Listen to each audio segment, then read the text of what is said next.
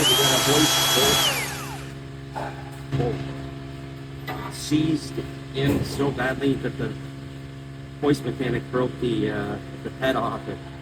We're going to try to get this out the easy way first by using some heat. First, I'm going to try to shock the threads a bit.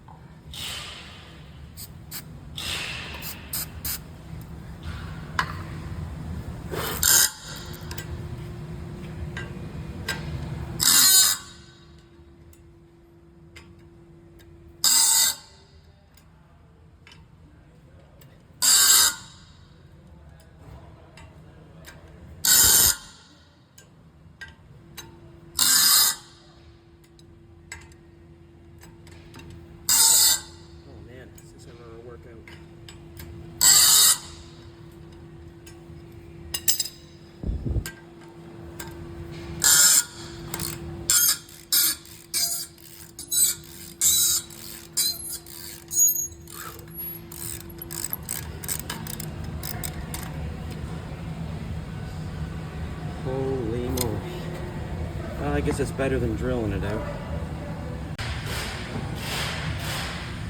That's a bolt from an in-ground hoist. I was actually thinking that the extractor was going to break, but held on and got it out.